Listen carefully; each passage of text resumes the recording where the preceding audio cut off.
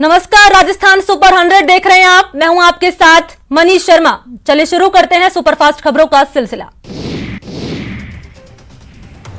CM Gehlot ने गैर जरूरी खर्चों पर लगाम लगाने के लिए कई बड़े फैसले किए। इसको लेकर सरकार मितव्ययिता सर्कुलर जारी किया है, जिसके तहत अफसरों के एग्जीक्यूटिव बिजनेस क्लास में हवाई यात्रा पर रोक लगा दी गई है। साथ ही दफ्तर यात्रा और पत्र पत्रिकाओं के बजट में 30% की कटौती की गई है।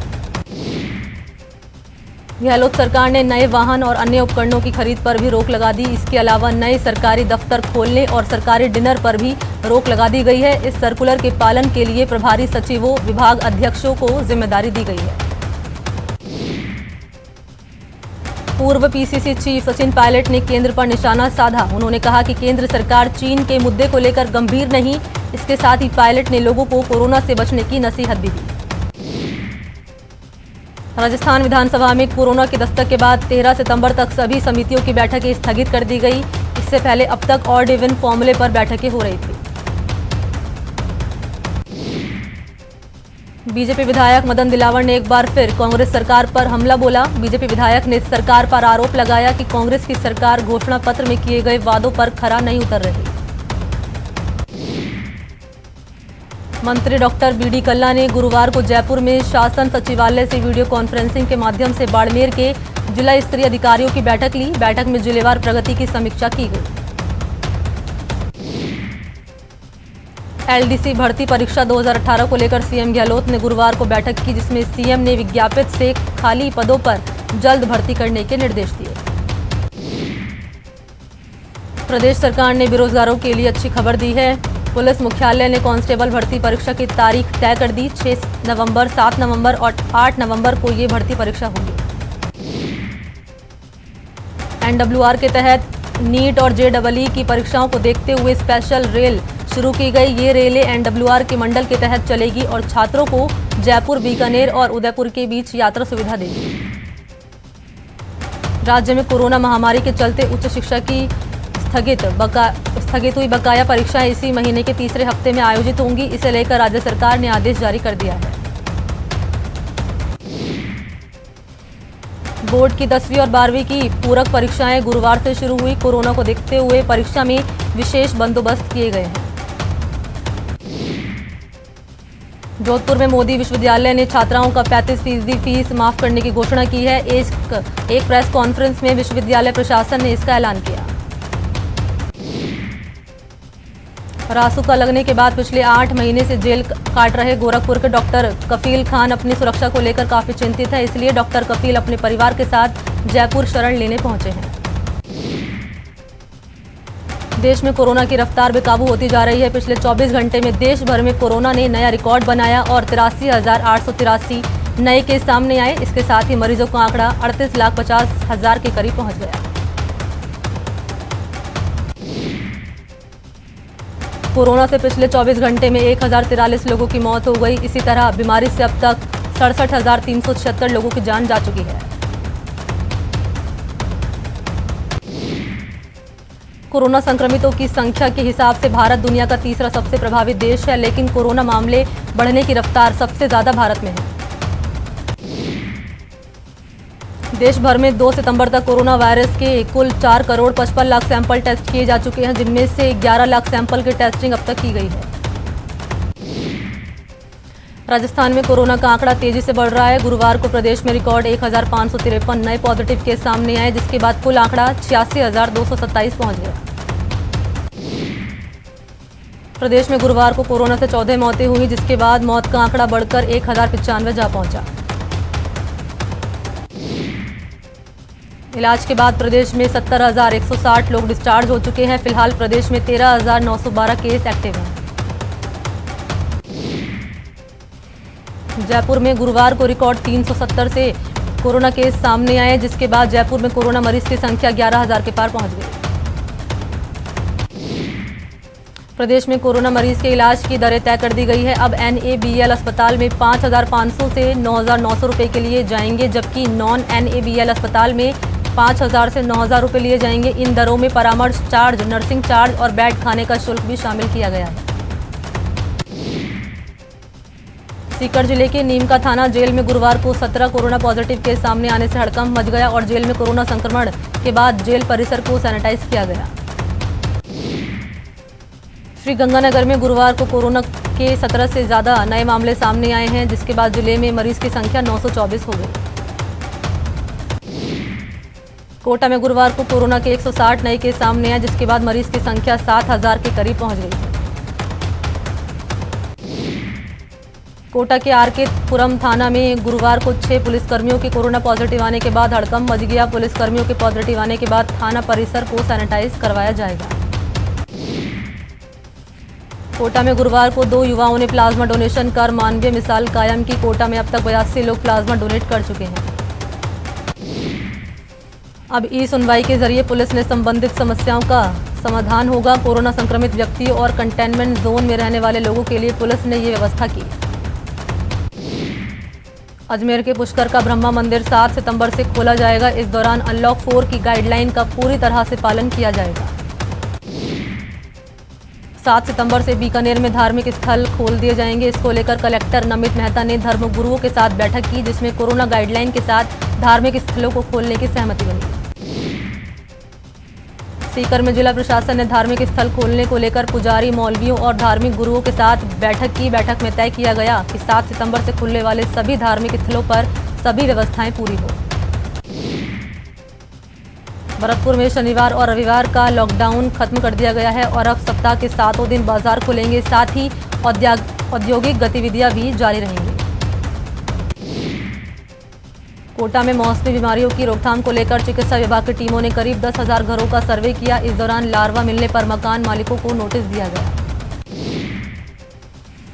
उदयपुर में एक युवक से मारपीट का वीडियो सोशल मीडिया पर वायरल हो रहा है। मारपीट की वजह प्रेम प्रसंग बताई जा रही है। दौसा में एक्सिस बैंक के बाहर खड़ी बाइक की डिक्की तोड़कर बदमाशों ने 6 लाख रुपए पार कर लिए। पुलिस मामले की जांच कर रही है। श्रीगंगानगर पुलिस ने अवैध हथियारों के खिलाफ कार्रवाई करते हुए एक युवक को गिरफ्तार किया। आरोपी के पास से 2 अवैध पिस्टल बरामद हुए हैं। सीकर के बलारा थाना इलाके में कुएं में युवती का शव मिलने से सनसनी फैल गई। युवक कुछ दिन से घर से लापता था। सिरोही में पुलिस ने चेकिंग के दौरान 4 लोगों को हथियारों के साथ गिरफ्तार किया। चारों आरोपी यूपी के रहने वाले हैं। श्रीगंगानगर में सूरतगढ़ पुलिस ने अवैध हथियारों के खिलाफ कार्रवाई करते हुए एक युवक को पकड़ा। युवक के पास से अवैध पिस्टल और कारतूस बरामद हुए। अलवर के बहरोड में बैंक ऑफ बड़ौदा के एटीएम में आग लग गई। आग की वजह से एटीएम में लगे 2 एसी जल गए। बैंक के एटीएम में शॉर्ट सर्किट के चलते आग से लाखों रुपए का नुकसान हो गया। आग की सूचना लगते ही दमकल की गाड़ी मौके पर पहुंचकर आग पर काबू पाया। सीकर के खाटू श्याम जी बिजली ग्रिड के पास गुरुवार को प्रशासन ने अतिक्रमण के खिलाफ कार्रवाई की, जिसका भोपा जाति के महिलाओं और पुरुषों ने विरोध किया। उदयपुर में किराना कारोबारियों ने गुरुवार को कलेक्ट्रेट पर प्रदर्शन किया। उन्होंने शादी समारोह में 500 लोगों के शामिल होने की स्वीकृति देने की मांग की। झुंझुनू के नवलगढ़ में टेंट कारोबारियों और फोटोग्राफरों ने प्रदर्शन किया। प्रदर्शनकारियों ने राज्य सरकार से मांग की कि शादी समारोह में 100 व्यक्तियों के शामिल होने की मंजूरी दी जाए। सिरोही में भी जिला टेंट व्यवसाय समिति की ओर से मुख्यमंत्री के नाम ज्ञापन सौंपा गया। ज्ञापन में शादी समारोह में अधिकतम 100 व्यक्तियों के शामिल होने की मांग की गई।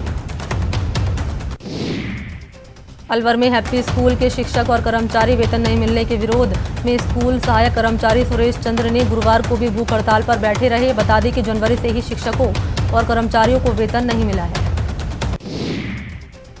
चूरू के सुजानगढ़ में सूदखोरों के आतंक से मुक्ति दिलाने की मांग को लेकर सर्व समाज की ओर से उपखंड कार्यालय पर प्रदर्शन किया गया। श्रीगंगानगर के शहीद भगत सिंह राजकीय महाविद्यालय के छात्रों ने सीएम गहलोत के नाम ज्ञापन सौंपा। छात्रों की मांग है कि कॉलेज में नए प्रवेश प्रक्रिया आदेश को निरस्त किया जाए। श्रीगंगानगर में जोहड़ की भूमि से अतिक्रमण हटाने की मांग को लेकर ग्रामीणों ने पंचायत भवन के आगे प्रदर्शन किया। जोधपुर संभागीय आयुक्त डॉक्टर समित शर्मा ने गुरुवार को स्पेशल टीम के साथ जेडीए का अचानक निरीक्षण किया, जिसमें 310 कर्मचारियों में से सिर्फ 2 कर्मचारी ही उपस्थित मिले।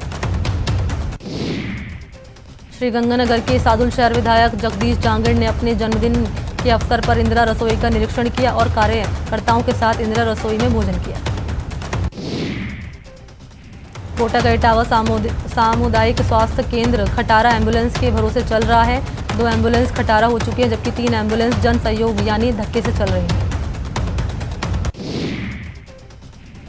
जयपुर में अब यूडी टैक्स या फिर प्राइवेट प्रॉपर्टीज पर लगे होर्डिंग्स टैक्स की वसूली निगम के अधिकारी कर्मचारी नहीं करेंगे, बल्कि निजी company sparrow Softech private limited के नुमाइंदे टैक्स वसूल करेंगे। भरतपुर का केवलादेव नेशनल पार्क इन दिनों देशी विदेशी परिंदों से चहचहा रहा है। नेशनल पार्क में इन दिनों परिंदों की संख्या तो भरपूर है, लेकिन कोरोना के कहर का पर्यटन पर गहरा असर हुआ है। श्रीगंगानगर के सादुल शहर में किसानों की कपास की फसल खराब होने का मामला सामने आया। किसानों ने कृषि विभाग के अधिकारियों को इसकी जानकारी दी। श्रीगंगानगर सीएमएचओ डॉक्टर गिरधारी लाल मेहडा ने पदमपुर सीएचसी का आकस्मिक निरीक्षण किया। इस दौरान उन्होंने स्वास्थ्य सेवाओं से संबंधित आवश्यक फीडबैक लिया। श्रीगंगानगर की रायसिंह नगर एसडीएम अर्पिता सोनी ने सतर्कता समिति की बैठक ली। बैठक में फर्जी बीपीएल योजना का लाभ लेने वाले व्यक्ति से वसूली के आदेश दिए। बीकानेर रेलवे स्टेशन पर गुरुवार को मॉक ड्रिल की गई, जिसमें स्टेशन पर विस्फोटक सामग्री होने की सूचना मिली थी। श्रीगंगानगर के सादुल शहर पंचायत समिति सभागार में एसडीएम की ओर से ब्लॉक स्तरीय जनसुनवाई का आयोजन किया गया। जनसुनवाई में 12 मामलों का निस्तारण हुआ। श्रीगंगानगर के सूरतगढ़ में नवनिर्मित सीएचसी भवन के लोकार्पण के 8 महीने बाद भी चिकित्सा सेवाएं शुरू नहीं हो पाई। नवनिर्मित सीएचसी भवन पर ताला लगा होने से आमजन परेशान हो रहे हैं। ब्रेक के बाद आपका स्वागत है। चलिए बढ़ते हैं खबरों की ओर। अलवर के मुंडावर में अली बख्श पैनोरमा को आज से आमजन के लिए खोल दिया गया है। अब इसे पर्यटन के रूप में विकसित किया जाएगा।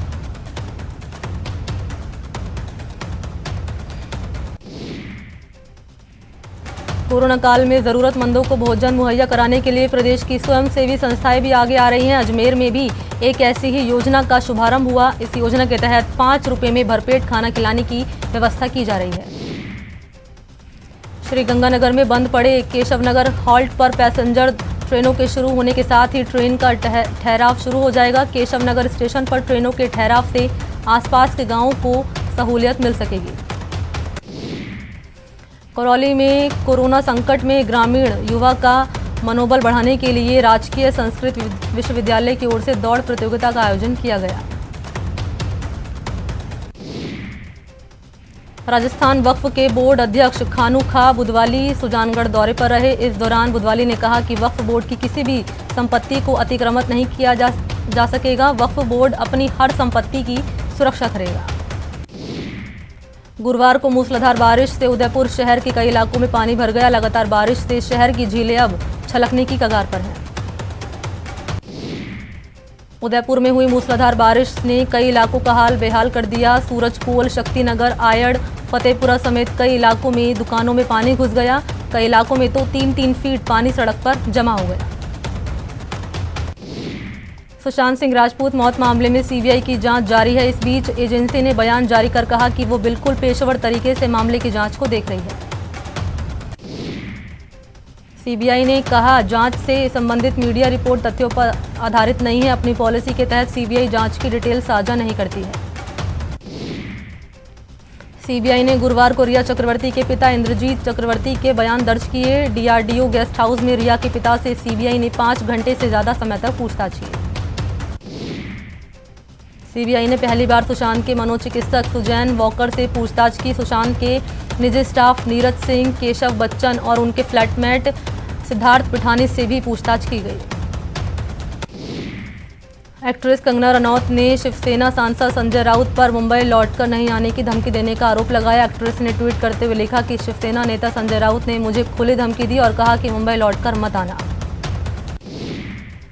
प्रधानमंत्री नरेंद्र मोदी ने गुरुवार को भारत अमेरिका संबंधों पर एक शिखर सम्मेलन को संबोधित किया। पीएम ने कहा कि कोरोना के दौर में भारत का डेथ रेट दुनिया में सबसे कम है। रिकवरी रेट भी लगातार बढ़ रही है।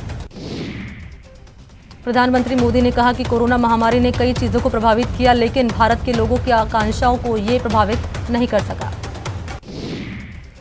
पीएम मोदी ने कहा कि 130 करोड़ भारतीय आत्मनिर्भर भारत के मिशन में जुटे। आत्मनिर्भर भारत का उद्देश्य भारत को ग्लोबल मैन्युफैक्चरिंग हब के रूप में विकसित करना है। भारत और रूस के बीच AK-47 203 राइफल्स को लेकर डील पक्की हो गई। अब इस राइफल को भारत में भी बड़े पैमाने पर तैयार किया जा सकेगा। राजनाथ सिंह से चीनी रक्षा मंत्री ने आज मिलने की इच्छा जताई। दोनों मॉस्को में SCO में मौजूद हैं। चीन से जारी तनाव के बीच CDS जनरल बिपिन रावत पाकिस्तान को कड़ी चेतावनी दी। उन्होंने कहा कि अगर हमारी उत्तरी सीमा पर कोई खतरा पैदा होता है और पाकिस्तान इसका फायदा उठाने की कोशिश करता है तो उसे नुकसान उठाना पड़ेगा। वहीं थल सेना अध्यक्ष MM नरवणे 2 दिन के दौरे पर गुरुवार को लद्दाख पहुंचे, जहां उन्होंने भारतीय सेना की तैयारियों का जायजा लिया। इस दौरान सीनियर फील्ड कमांडर ने उन्हें LAC की मौजूदा स्थिति के बारे में जानकारी दी। लद्दाख में भारत और चीन के बीच तनाव बना हुआ है। पैंगोंग के दक्षिणी इलाके में दोनों सेनाएं आमने सामने हैं। फिंगर 4 की पहाड़ियों पर चीनी सैनिकों की मौजूदगी है। वहीं फिंगर 3 के पास पैंगोंग इलाके में रेजांग लॉ और रिचिन लॉ तक की पूरी रिज लाइन पर भारतीय सेना का दबदबा है।